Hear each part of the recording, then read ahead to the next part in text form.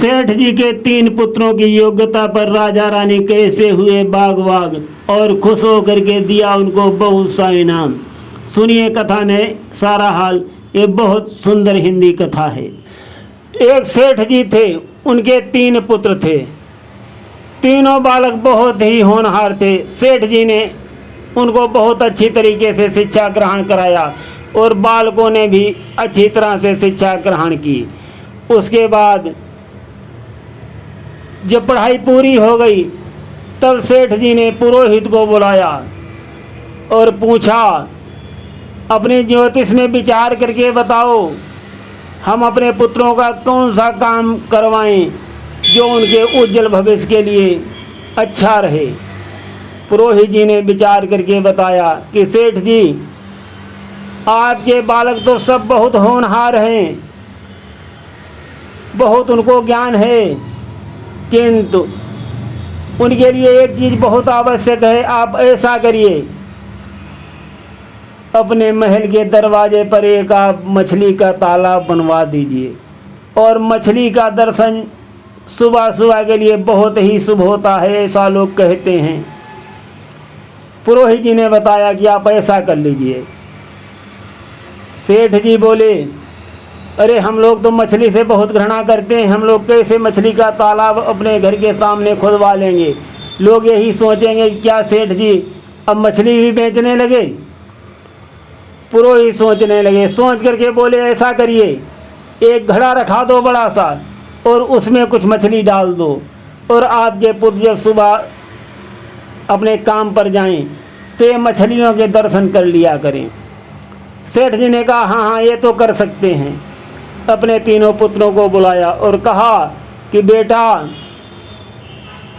तुम जाओ और कहीं से मछलियां लेकर के आओ। लड़के बोले, पिताजी मछली? सेठ जी बोले, हाँ हाँ, वो सुबह दर्शन के लिए बहुत ही शुभ होती है और चुपचाप लेकर के आना। बालक बोले, मछली तो बिना पानी कैसे आएगी? सेठ जी बोले, घड़ा लेकर के जाओ और उस घड़े में कुछ मछलियां डाल करके ले आओ पानी सहित। तो तीनों बेटे गए और एक केवट के पास पहुँचे। कहा कि केवट जी, मुझे कुछ मछलियां चाहिए छोटी छोटी। केवट बोला, मछलियां तो मिल जाएंगी परंतु पैसा देना पड़ेगा। बालक बोले, अरे पैसे ही कोई बात नहीं, हो तो हम पैसा देंगे ही। तो केवट ने कहा, ठीक है, मछलियां मिल जाएंगी। तो एक घड़ा मंगाया केवट ने और उसमें मछलियां डाल के दिया और फिर कहा कि मछलियों के लिए पानी बहुत आवश्यक है, तो घड़े में पानी भी पूरा भरना पड़ेगा। तो घड़े को पानी से ऊपर तक भर दिया और वही ढक करके अब घड़ा बहुत वजनदार हो गया, ले कौन जाए।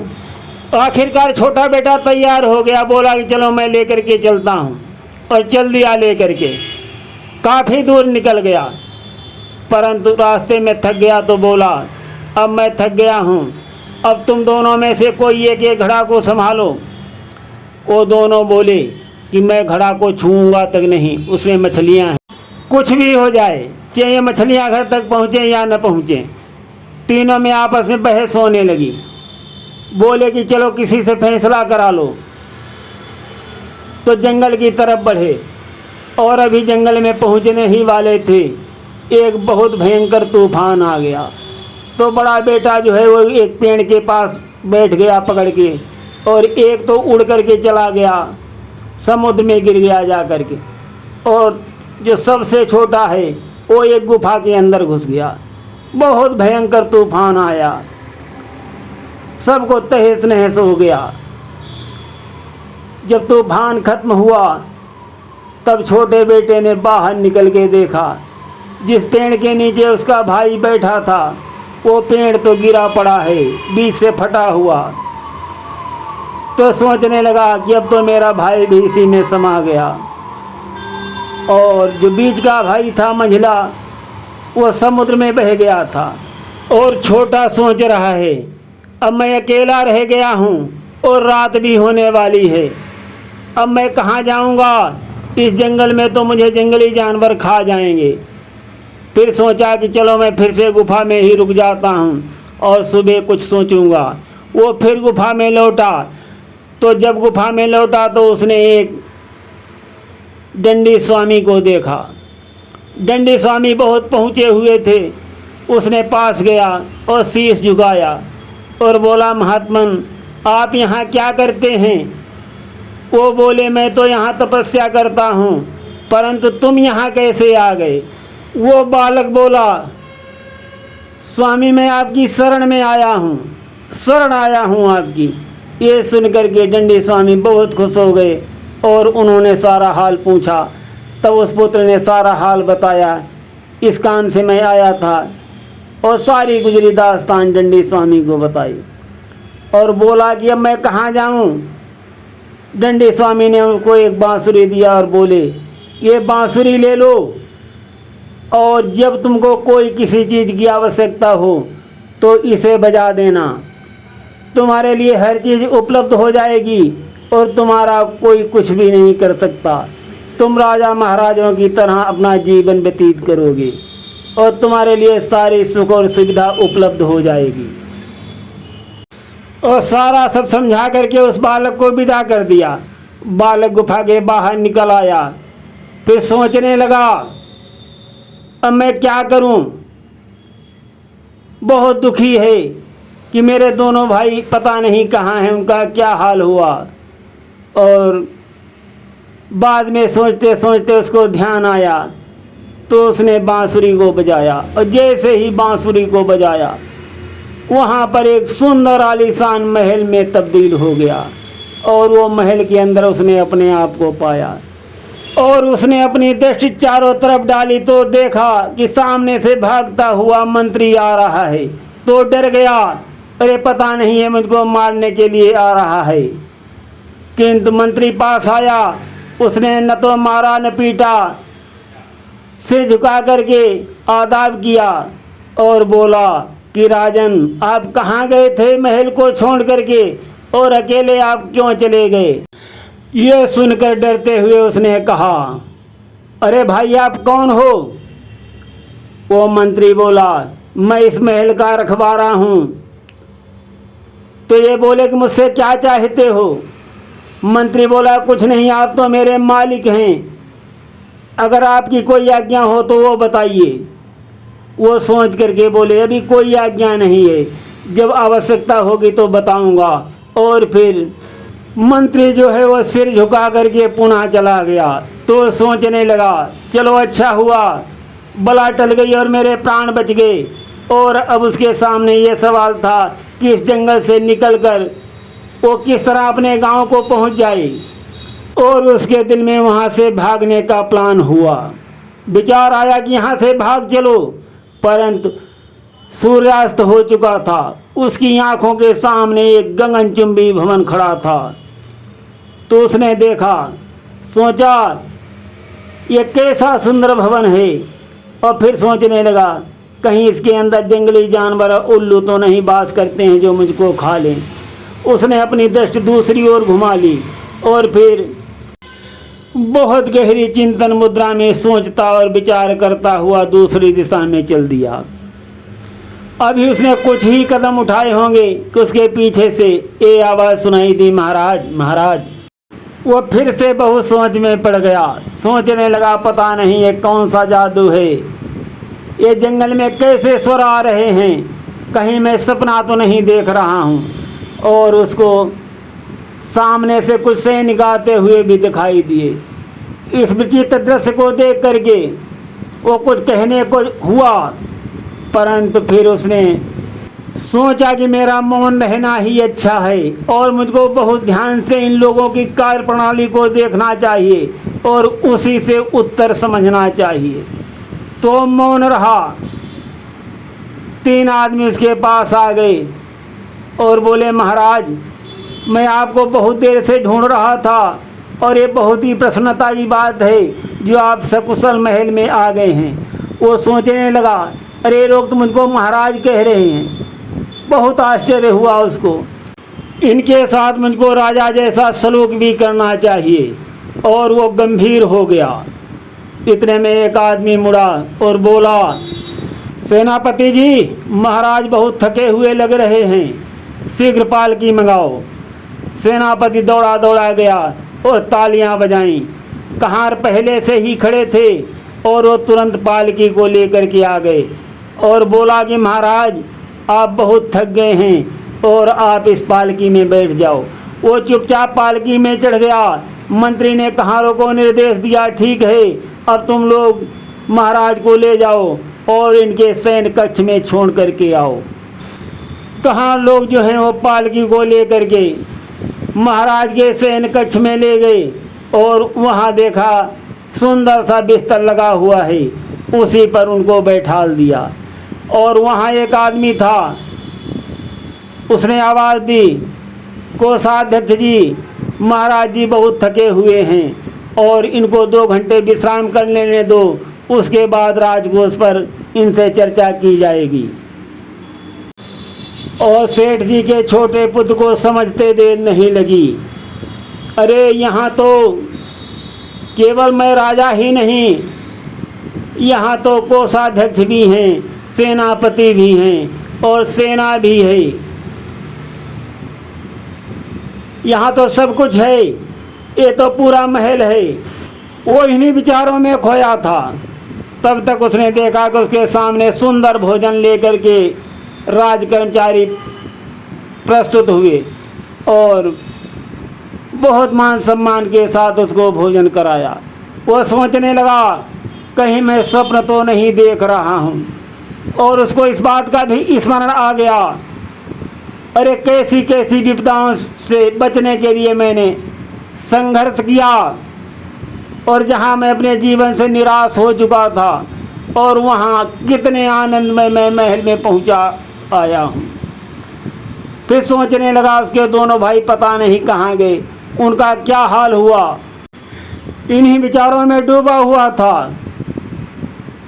अंत में उसको याद आ गई डंडी स्वामी की दी हुई बांसुरी की, और उसने समझ लिया ये वही डंडी स्वामी के बांसुरी की करामात है जो इतना विशाल भवन बन गया है और मेरे रहने खाने और सुख सुविधा के लिए ये सारा प्रबंध हो गया है और उनका ये बहुत बड़ा उपकार है।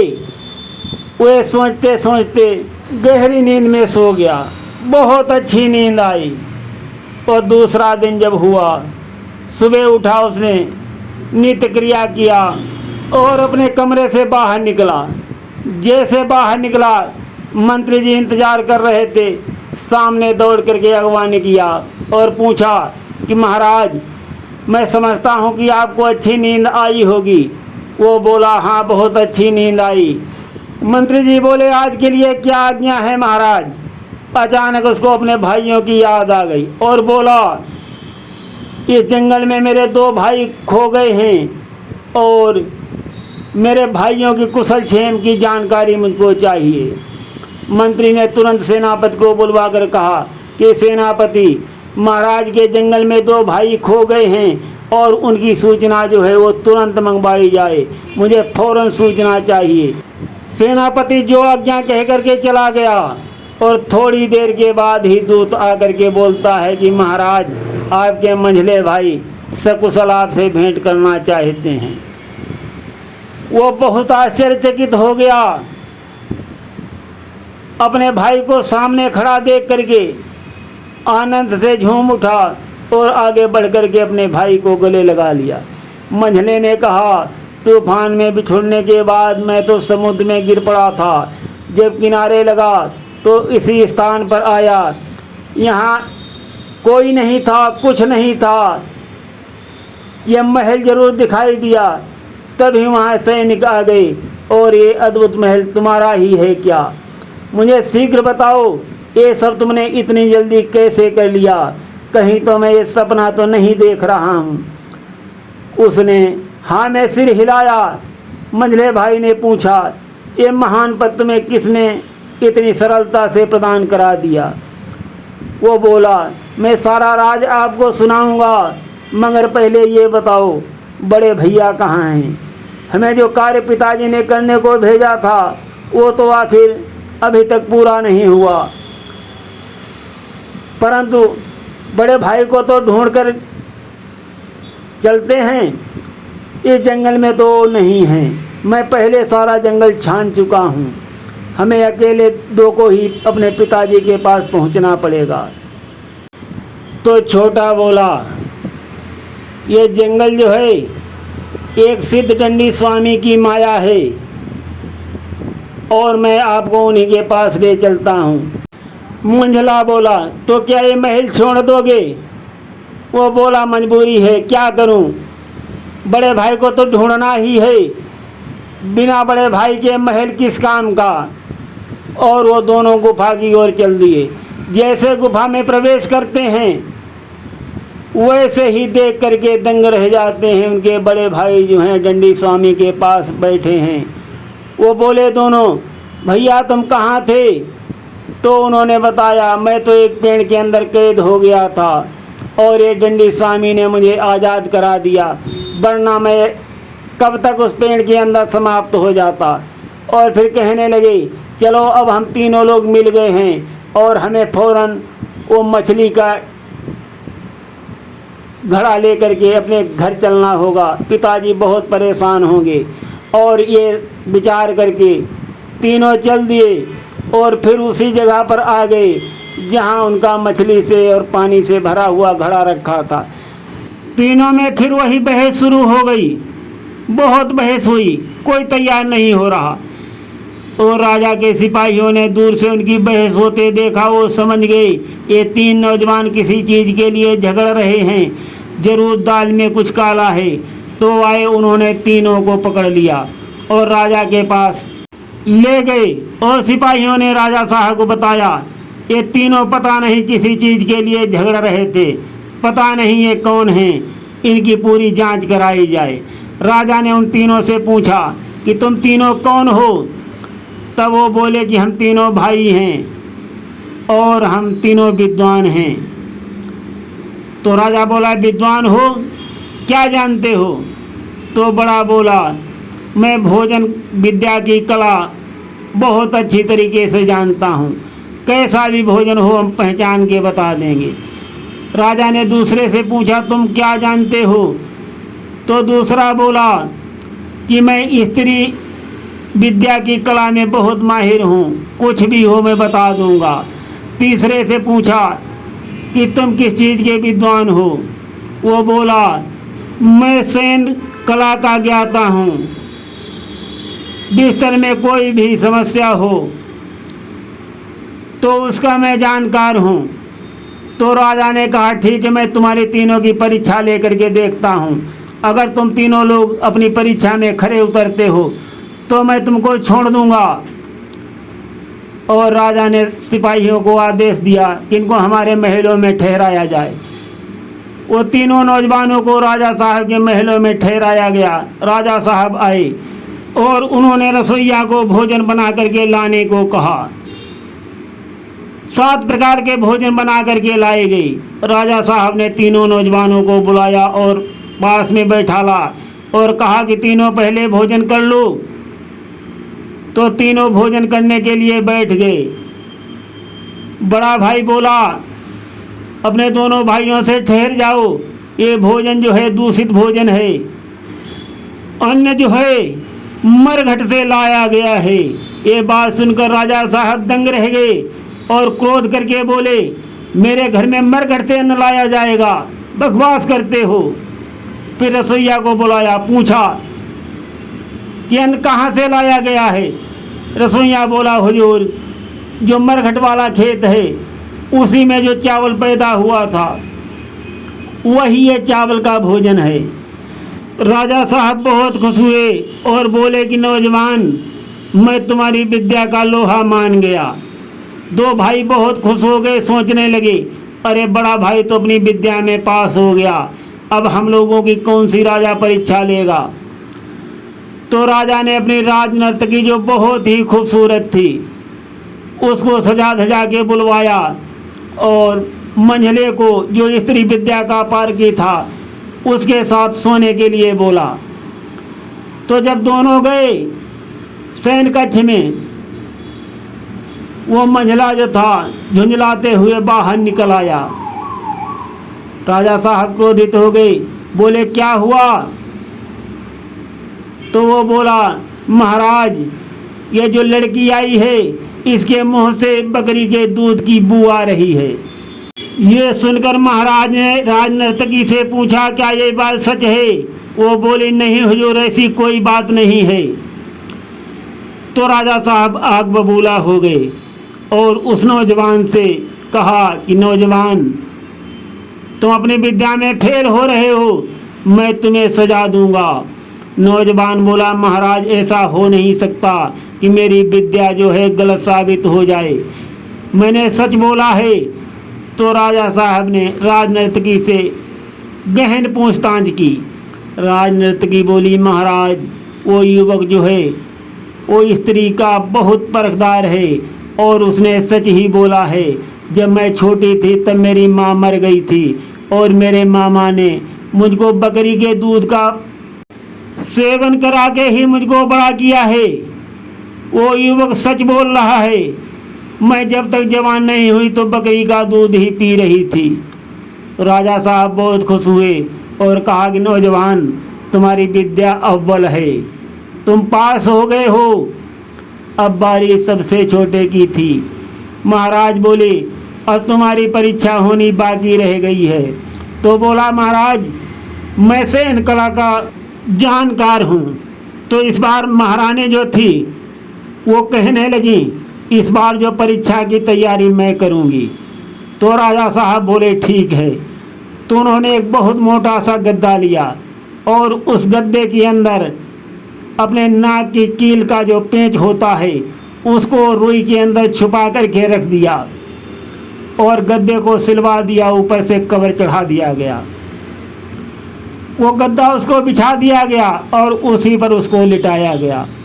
अब महलों में लेटा था, कहीं इधर उधर कोई आदमी भी आ जा नहीं सकता जो उसको सूचना लग जाए। वो रात भर मजे से सोया और जैसे ही सुबह हुई तो सुबह राजा साहब ने उसको बुलाया। बिस्तर पर उठते ही पूछा, कहो नौजवान, अच्छी तरह से नींद आई? तो वो बोला, हुजूर नींद कैसे आती? एक नाक की जो कील होती है वो हमारे पीठ में चुभती रही और ये देखिए उसका निशान मेरी पीठ में बन गया है हुजूर। अब ये बात सुनकर के राजा और रानी दंग रह गए। उन्होंने कहा कि तुम तीनों मेरे दरबार में उपस्थित होना, तैयार हो जाओ। और राजा साहब अपने दरबार में पहुँचे। वो भी तीनों पारखी राजा के दरबार में पहुँचे। राजा साहब ने उसका बहुत मान सम्मान किया और बहुत सा इनाम दिया। उसके बाद राजा साहब बोले, कहिए तुमको कष्ट क्या है, किस लिए तुम लड़ झगड़ रहे थे? तब उन्होंने राजा साहब को भी सारा वही हाल बताया। राजा साहब ने तुरंत अपने 2 सिपाहियों को दिया और उनका जो मछली वाला मटका है लेकर के वो उनके गांव पहुंच गए और बहुत सा जो इनाम दिया था राजा साहब ने वो भी सेठ के तीनों पुत्र लेकर के पहुँचे। ये सब घटना जान करके सेठ जो है वो बहुत खुश हुआ। साथियों, इस प्रकार जो गुणवान व्यक्ति होते हैं वो जंगल में भी चले जाएं वहाँ भी मंगल हो जाता है। तो साथियों, सुनते रहिए गिरीश आध्यात्मिक ड्रीम में योग्य नौजवानों की गुणवत्ता। राजा और रानी उनकी विद्वानी परख से बाग बाग हो गए और उनके पिता भी धनवान हो गए। बहुत यश और कीर्ति उनको प्राप्त हुई।